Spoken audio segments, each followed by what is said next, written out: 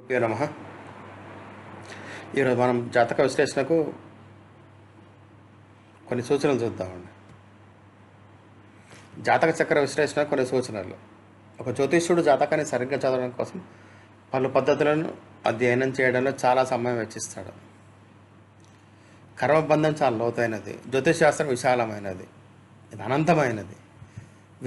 జ్యోతిష విద్యార్థులు దీని నిబంధనలు వాటిని అన్వయం సరిగ్గా చేసుకోవడానికి చాలా టైం పెడతారండి. కానీ మొదటిసారి సీరియస్గా ఒక జాతకాన్ని చూడబోయే టైంలో ఏం చేయాలో అర్థం కాక బ్లాంక్ అయిపోతారు మనిషి. అది స్టార్టింగ్ చాలామందికి 5-10 సంవత్సరాల ఎక్స్పీరియన్స్ ఉన్న జ్యోతిష్యులు కూడా కొన్నిసార్లు సమయం బాగాలేకుంటే జాతక చక్రం చూడగానే బ్లాంక్ అయిపోతారు. అది నార్మలే. సో అందుకోసం ఒక ఒక ఒక సిస్టమ్, ఒక పద్ధతిని ఎట్లా ఫాలో అవుతారని చెప్పడానికి ఈ వీడియో ఉద్దేశం అన్నమాట. ఈ వీడియో లక్ష్యం అలాంటి సమయంలో ఉన్న వారికి సాయం చేయడం. నేను ఎక్కడి నుంచి మొదలు పెట్టాలి అనే ప్రశ్నకు సమాధానం ఇవ్వడమే ఇక్కడ ఇవ్వమైన సులభమైన పద్ధతి. ఒక కాగితం మీద ఉన్న జాతకంలో జీవితం ఎలా కనిపించాలి అనే ప్రాథమిక దృష్టి ఇవ్వడం కోసం అంతే. ఎవరి పద్ధతి వాళ్ళకు ఉంటుంది, కానీ ఇదొకటి.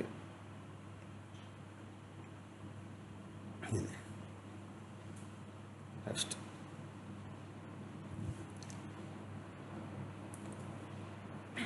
ఆధ్యాత్మిక అభ్యాసం. మనసు ప్రశాంతంగా ఉంచేందుకు ఒక జ్యోతిష్యుడు ప్రతిరోజు ఆధ్యాత్మిక నియమాలను పాటించడం అవసరం. జ్యోతిష్యుడు మార్గనిర్దేశం చేయాలంటే ఆధ్యాత్మిక దృష్టితో ఉండడం చాలా ముఖ్యం. మంత్రపఠనం దీనికి తోడ్పడుతుంది. ఆధ్యాత్మికత లేనిది జ్యోతిష్యం రాదు, ఫస్ట్ గుర్తుపెట్టుకోండి. ఆధ్యాత్మికత, భగవత్ చింతన లేకపోతే జ్యోతిష్యం ఫలించదు. సరే, కొందరు ఉంటారు ధనార్జన కోసం ప్రయత్నిస్తారు, కానీ చాలా వరకు జ్యోతిష్యం అనేది ఆధ్యాత్మిక చింతనతోనే ఉంటుంది మీకు అనమాట. మంత్ర ప్రభావం మనసుపై ఉంటుంది. మంత్ర అన్న పదాన్ని మనస్సు అనే మనసు, త్రయ అనేది రక్షణగా విభజించవచ్చు. గురుమంత్ర ప్రాముఖ్యం చాలా అధికం. కొన్ని సందర్భాల్లో పూర్వజన్మ సుకృతం వల్ల ఒక గురువు లభిస్తే ఆ గురువు తమ పద్ధతి ద్వారా లేదా తమ పరంపర ద్వారా లభించిన మంత్రాన్ని శిష్యులకు ఇస్తారు. జ్యోతిషానికి సంబంధించిన పద్ధతులు ఎన్నైనా ఉన్నా మనందరం నక్షత్ర జ్యోతి కాంతి కింద ఒకటే.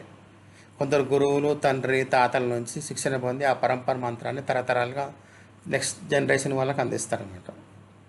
జాతకంలోని ఒక రాశిని చూస్తే మనకు గురువు ఎటువంటి వారో తెలుస్తుంది. A9 అంటే ఆరుడ లగ్న,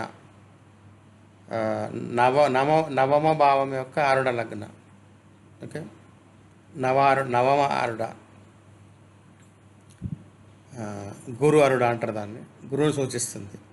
దీక్ష గురువు వివరాలు వింశంస చాట్ T24లో తెలుస్తాయి మనకు. గురువు దిశగా అంటే గురువు అంటే జూపిటర్ ప్లానెట్ అనమాట. గురుగ్రహం కనుక పంచమారుడం మీద కనుక ట్రాన్స్లేట్ చేస్తే మీకు గురువు లభించే అవకాశం ఉంటుంది అనమాట. అంటే గురువు లభించి మీకు మంత్రదీక్ష ఇస్తాడు. జనరల్గా గురువు లేకపోయినా మనసును ప్రశాంతంగా ఉంచే మంత్రాలు చేయవచ్చు. చంద్రునికి సంబంధించిన మంత్రాలు ఈ విషయం ఉపయోగకరంగా ఉంటాయి. గురుగ్రహానికి అంటే బృహస్పతికి నమస్కరించి మంత్రాలు జ్యోతిష శాస్త్ర జ్ఞానం పొందడానికి సహాయపడతాయి. జ్యోతిష్యులు చాలా నకారాత్మకత ఎదుర్కొంటారండి, ఎందుకంటే నెగిటివ్ ఎనర్జీ చాలా ఉంటుంది జ్యోతిష్యుల దగ్గర. అంటే వచ్చే వాళ్ళందరూ మనకు పీడితులు, బాధితులు, దుఃఖాలు, ఆర్థిక సమస్యలు, అనారోగ్య సమస్యలు, ఆర్థిక సమస్యలు ఉంటాయి వాళ్ళకు. చాలామంది పేదరికం ఉంటుంది, మానసికంగా ప్రాబ్లమ్స్ ఉంటాయి, డబ్బు ఉన్నా కానీ ఇంకేదో ప్రాబ్లం ఉంటుంది అనమాట. రకరకాల ప్రాబ్లమ్స్ వస్తాయి. వీళ్ళందరూ మన దగ్గరకు వస్తారు. చాలా నెగిటివ్ ఎనర్జీ మన దగ్గర చాలా ఉంటుంది. దీని కారణంగా మనం మంత్రం చేయడం ద్వారా మన శక్తిని సంతులితంగా ఉంచుకోవడం అవసరం. ఒక చిన్న ప్రార్థన చేయడం మంచిది. మీ వద్దకు వచ్చిన వ్యక్తికి సరైన మార్గదర్శనం చేయాలని భగవంతుని వేడుకోండి. మీరు చేయగలిగింది ఇదన్నమాట. నిమిత్త లేదా శకునం. ప్రముఖ గ్రంథాల ప్రశ్న మార్గం అంటూ జ్యోతిష్యుల చుట్టూ ఉన్న శకునాల ప్రాముఖ్యతను ప్రస్తావించారు. జ్యోతిష్యుడు ఒక దూతగా మారతాడు. తన చుట్టూ ఉన్న వాతావరణం ద్వారా ఒక ప్రశ్నకు సమాధానం పొందగలగాలి.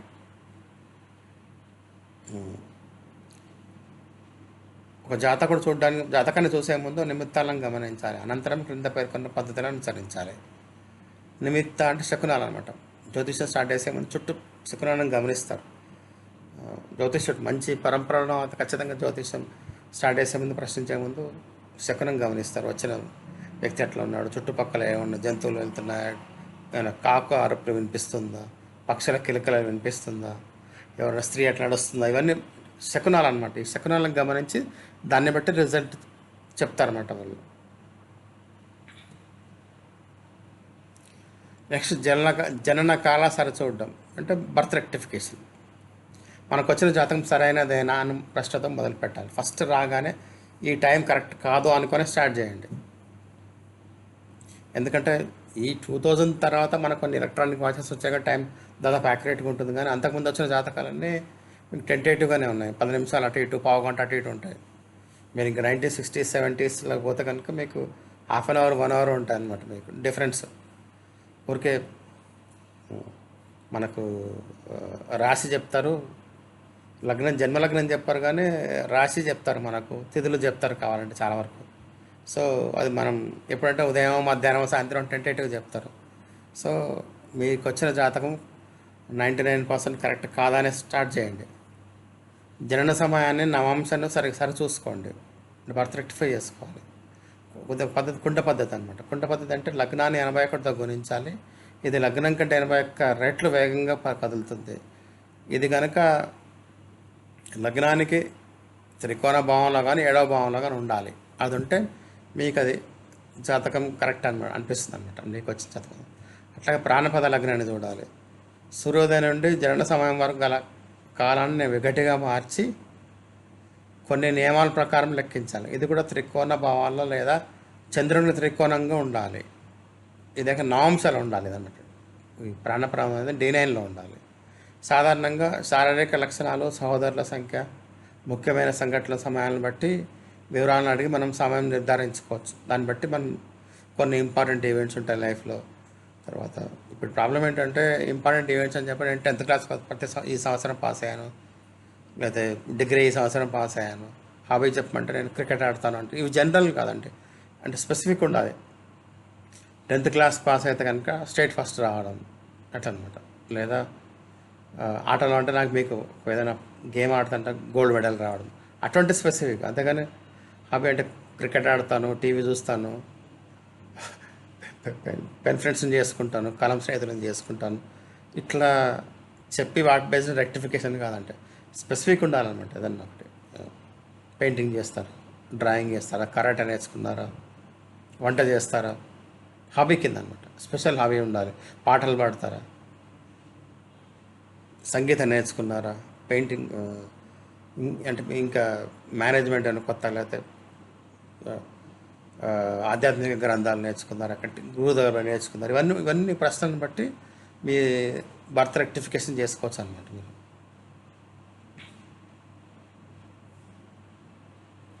ఇంకోటంటే గత కర్మలు, శాపాలు ఇవన్నీ చూసుకోవాలి. మన జీవితంలో ముఖ్యంగా ఈ జీవితంలో ఎదురయ్యే కష్టాలు గత జన్మ కర్మలపై ఆధారపడి ఉంటాయి. బహుశా చాలామంది జ్యోతిష్యుని సంప్రదించే కారణం వారి తక్షణ జీవితంలో ఎదురవుతున్న సమస్యలే. వారెవరి యాదృచ్ఛిక కుతూహలంతో కానీ మాత్రమే కానీ వస్తారనేది అరుదైన విషయం. వారు తమ గత కర్మ యొక్క తీవ్రతను, అలాగే భవిష్యత్తులో ఎంతవరకు కష్టాలు ఎదురవుతాయో తెలుసుకోవడానికి వస్తారు. ఈ విషయాలను నిర్ణయించేందుకు, అలాగే జాతకుని జీవిత దృష్టికోణాన్ని అర్థం చేసుకోవాలంటే ఈ క్రింది అంశాలని పరిశీలించాలి. 1. జన్మతిథి, నక్షత్రము, వారదోషము, సర్పదోషము, గండాంత దోషము, సంధి దోషము, అస్తంగత, ప్రత్యేక యోగాలు, ఆత్మకారక, అరుఢలగ్న, మరణకారక స్థానాలు గ్రహాలకు, బాధకాధిపతి, ఉచ్చం, నీచం, మూల త్రికోణ గ్రహాలు, వాటి స్థితులు, మారకాధిపతి, ఇవన్నీ గమనించాలి మీరు జాతకం.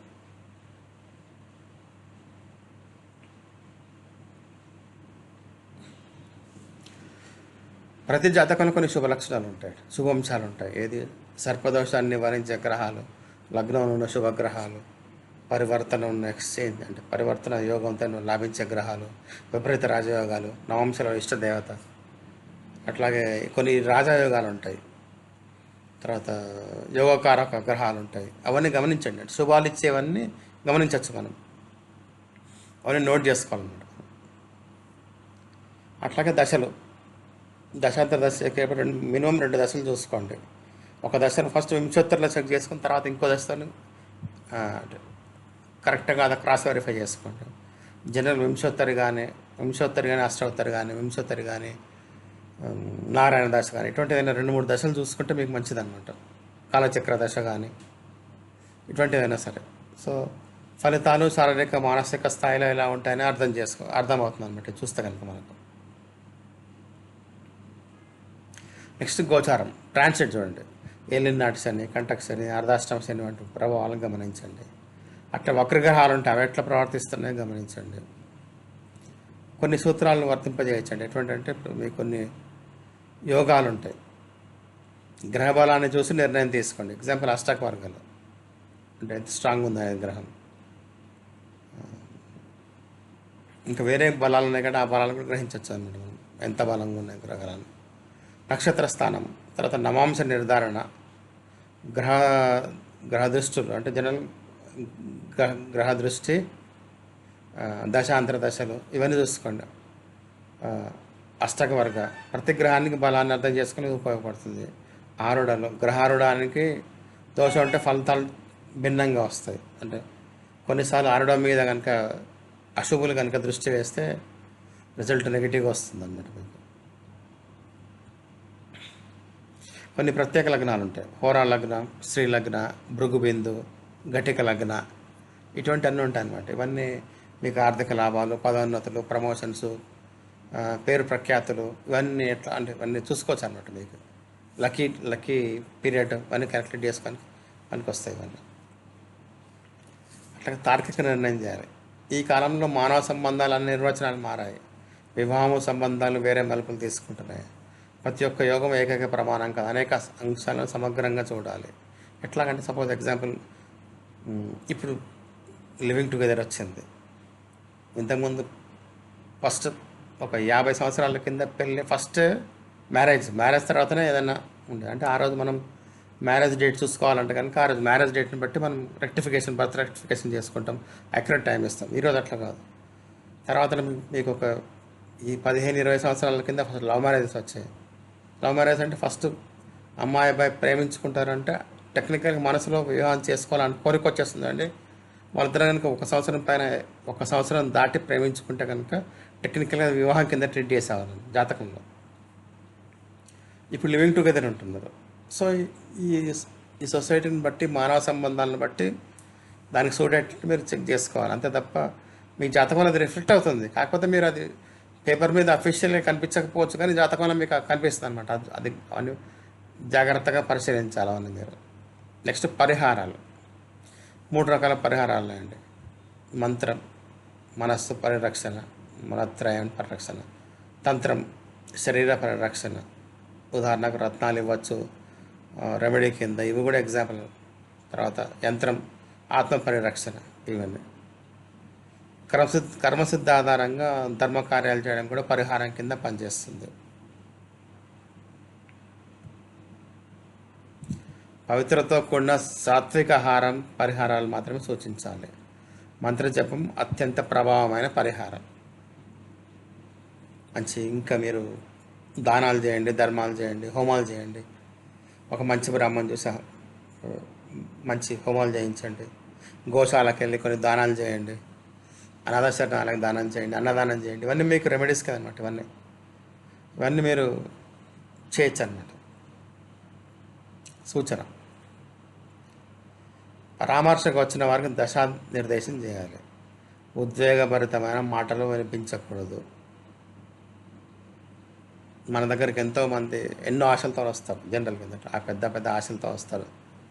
ఆశలతో వచ్చినప్పుడు మనం వాళ్ళకు దిశానిర్దేశనం చేయాలి కానీ తప్ప పెద్ద మాటలు చెప్పి వాళ్ళను ఆవేశపడ్డం కానీ ఇవన్నీ చేయకూడదు అనమాట. సో ఇప్పుడు ఎగ్జాంపుల్ తప్పుదారండి. ఇప్పుడు మీ దగ్గరకు వచ్చండి, మీకు వైవాహిక సుఖం లేదు, పెళ్లి చేసుకోవద్దు ఇట్లా చెప్పకూడదు. 2 సంవత్సరాల వరకు చచ్చేంత బాధలు ఉంటాయి మీకు, అది చెప్పకూడదు. మీరు 57వ ఏట చనిపోతారు ఇట్లా చెప్పకూడదు అనమాట.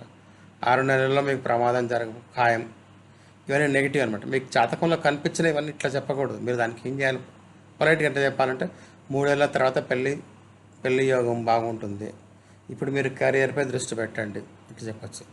ఈ 2 సంవత్సరాలు కొంచెం సవాళ్ళు ఉండొచ్చు, కొంచెం పరిహారాలు పాటిస్తే మంచిది. మరణకాలం చెప్పకూడదు, అది అవసరమే తప్ప అసలు మరణకాలం చెప్పడం అనేది జాతకంలో చాలా తప్పు, చెప్పకూడదు. తర్వాత వారం నడిపేటప్పుడు అప్రమత్తంగా ఉండండి అని చెప్పాలి, అంతే. కుజదోషం మంగళదోషం ఉన్నవారు 28 ఏళ్ళ తర్వాత వివాహం చేసుకోవడం మంచిది. ముగింపు. జ్యోతిషం ఒక పుస్తకం కానీ కొన్ని పుస్తకాలు చదివినంత మాత్రం వచ్చే విద్య కాదండి. మనం చెప్పే ఫలితం ఖచ్చితంగా కావాలని కోరుకోకండి. ఫలితం భగవంతునికి వదిలేయండి.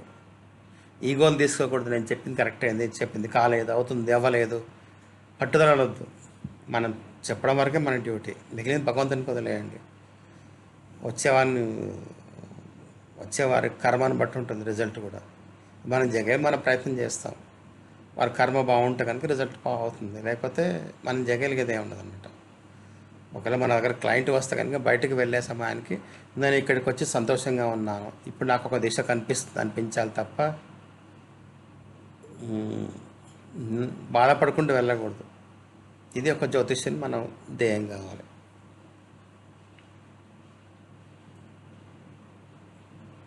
ధన్యవాదాలు.